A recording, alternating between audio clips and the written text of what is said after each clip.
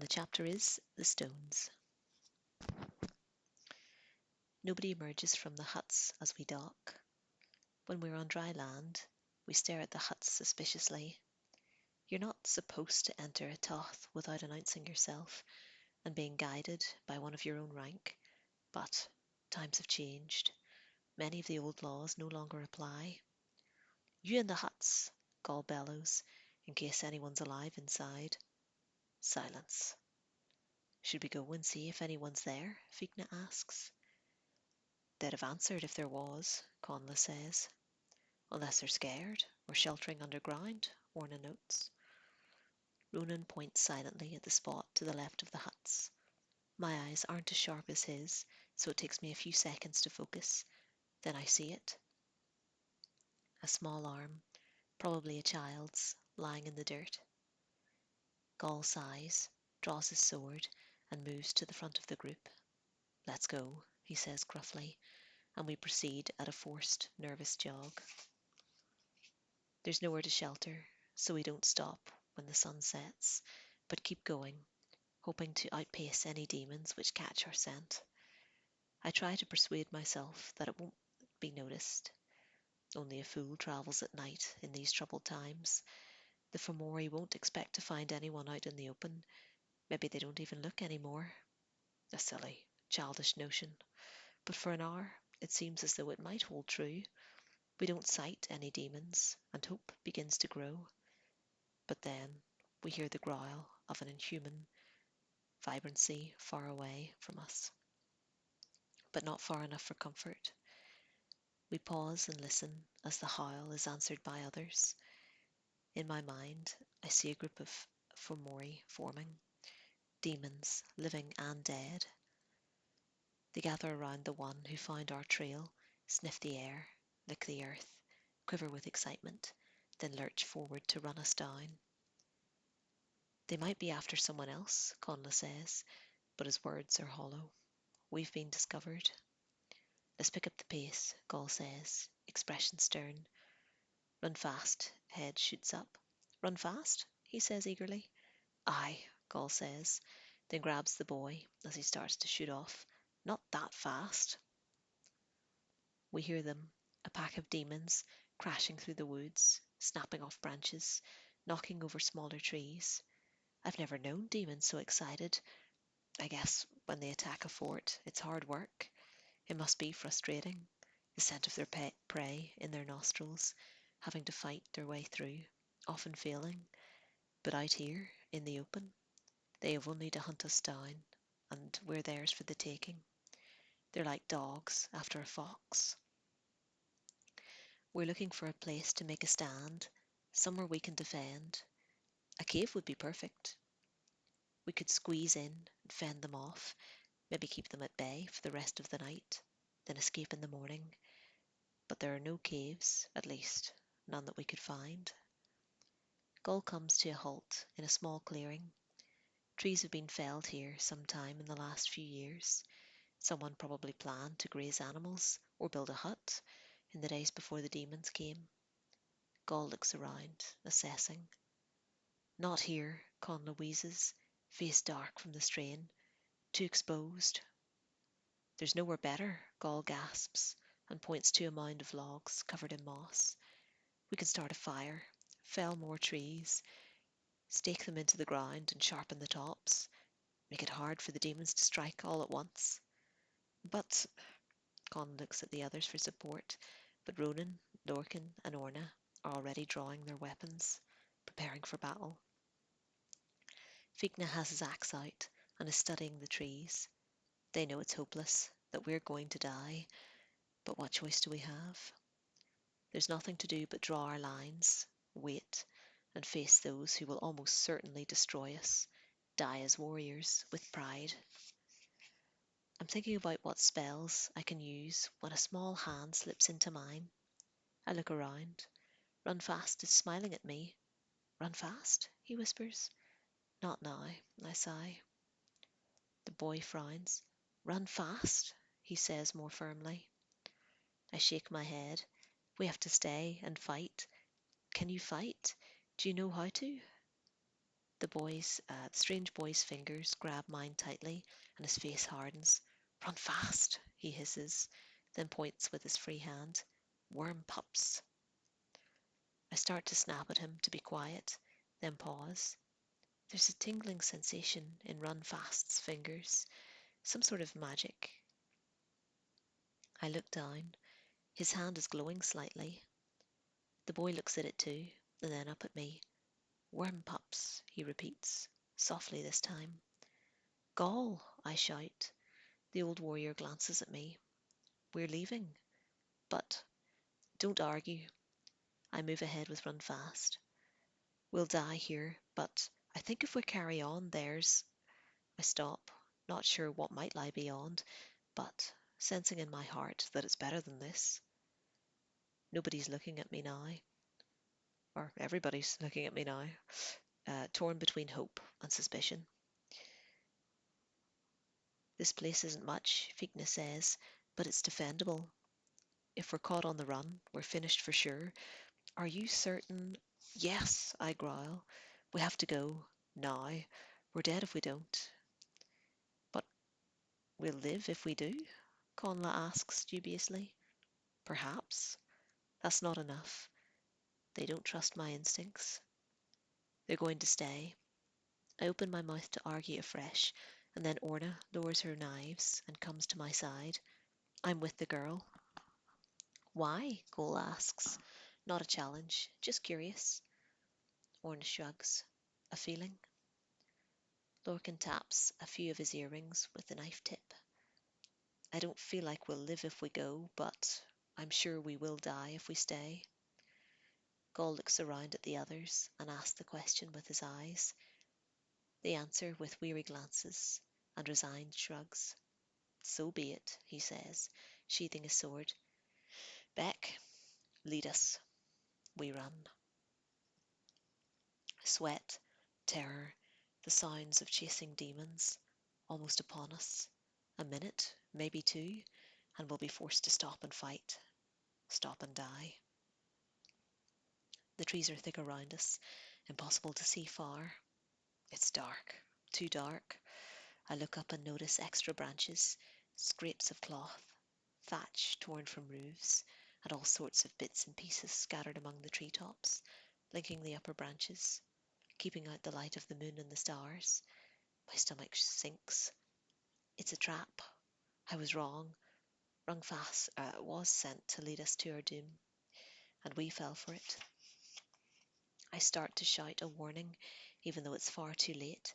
Then we burst into the open and come to a surprised halt. There's a clear circle around us at the centre, a ring of giant stones, taller than me. Some even tower above the lanky Ronan and Conla. Set in the ground at regular intervals, ancient, covered in moss and creepers, a place of magic, but magic from a time before ours, a time of old creatures when this country was a playground for gods. The demons are hot on our heels, surging up behind us, their stench foul in the air. Come on, Fikna screams. We fly forward at his call, rushing to the stones, readying ourselves for battle. We spill past the stones, into the middle of the ring. The stones won't provide much cover, but they'll make it slightly harder for the demons to get at us, buy us a few seconds. They won't make a real difference, but you've always got to live in hope before you die at the hands of Vermori.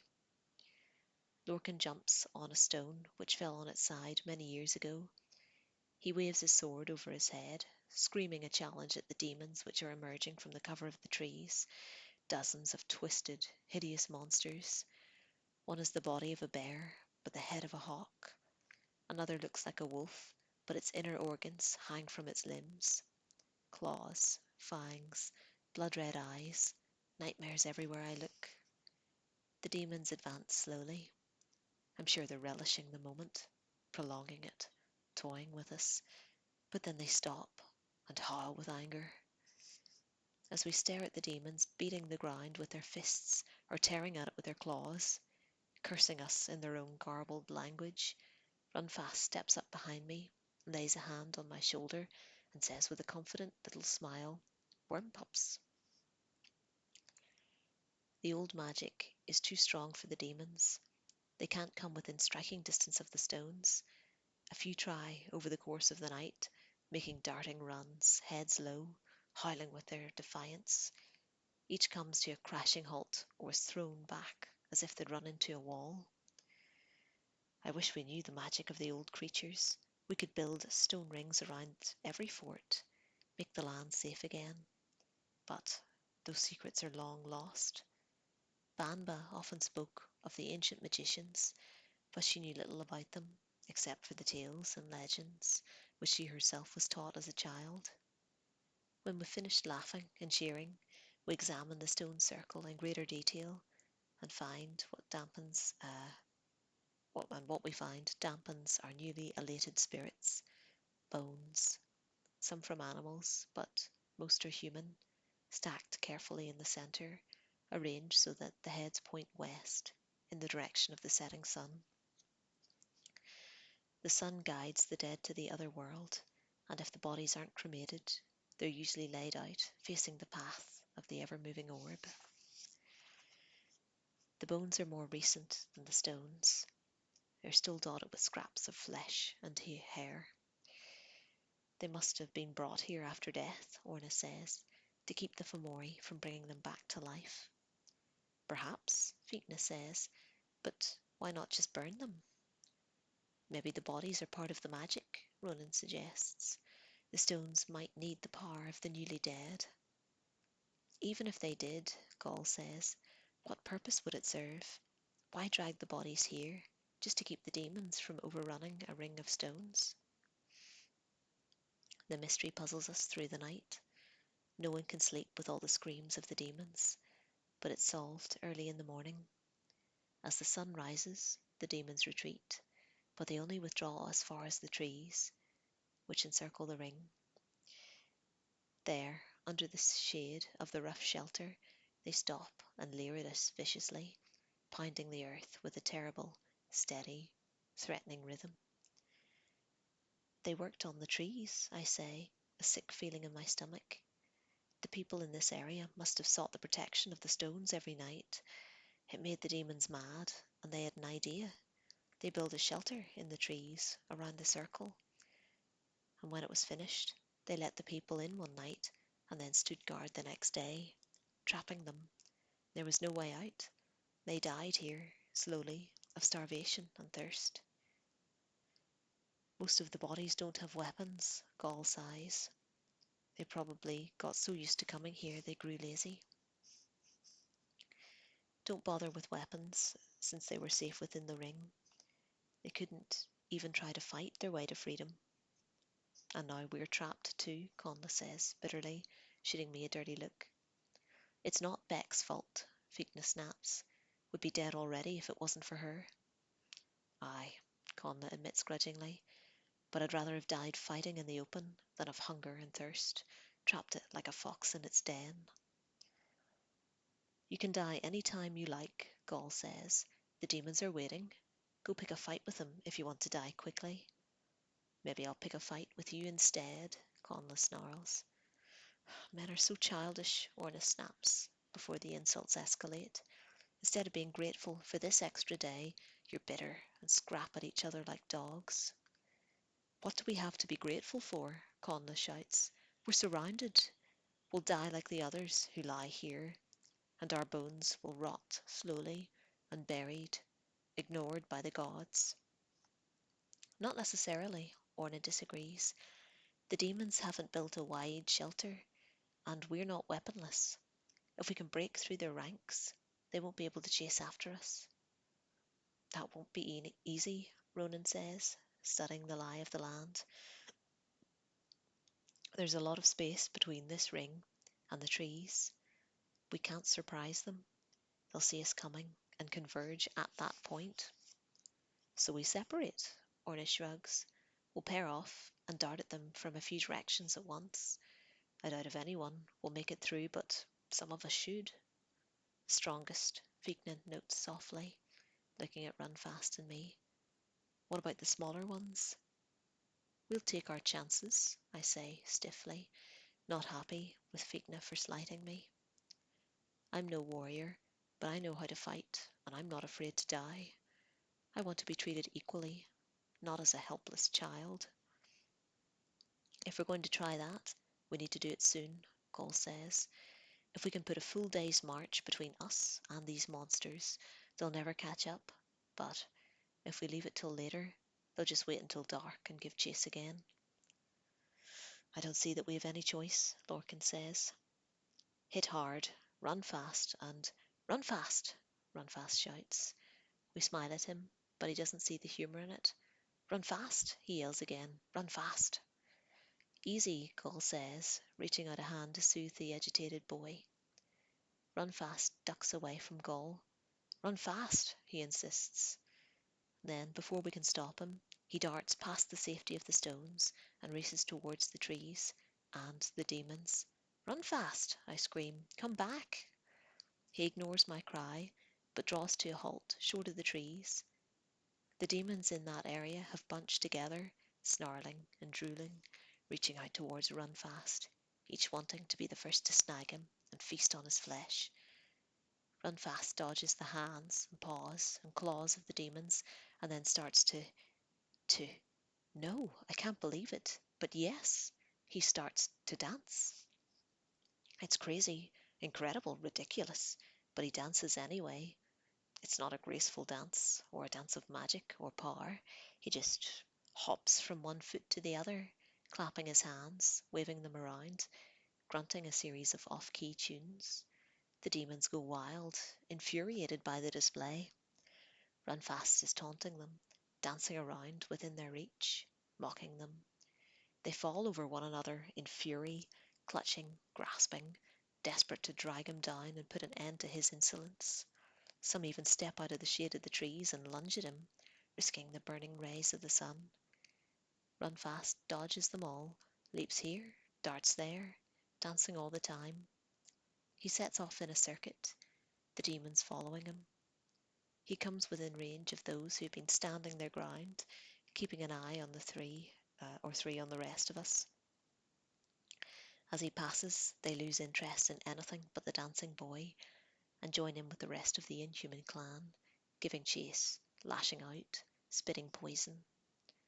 Within minutes, every demon is focused on Run Fast, stumbling after him, clashing with each other, fighting amongst themselves. Demons are never the most logical of creatures, and now they've lost their senses entirely, and they only care about destroying this dancing thorn in their side. They've forgotten the rest of us. I wouldn't have believed it if I hadn't seen it, Gaul says, stunned, watching the show with a wide, incredulous eye. Look how he dances away from them, Figna murmurs. He slides through their fingers like smoke. There's more to the fool than we thought, Codna says, a hint of disapproval in his expression. He doesn't like surprises, even when they work to his advantage. Come on, Orna says. He's created a gap for us to slip through. Let's not waste it by giving some of the demons time to regain their senses. What about Run Fast? I ask. He'll be fine, Gaul laughs. He'll catch up with us later. I think it would take more than all the demons in the land to snare that boy. I don't like the thought of leaving Run Fast behind. I study him as he continues to dance around the rim of the circle, teasing and tormenting the demons. As I'm watching, he notices that one of the demons isn't chasing. Or I notice one of the demons isn't chasing Run Fast. It's standing by itself, ignoring the commotion, gaze fixed on the ring of stones, on us. I can't see it very well, but it looks to be a pale red in colour and curiously lumpy, as though made of wet clay. It's not standing on the ground either.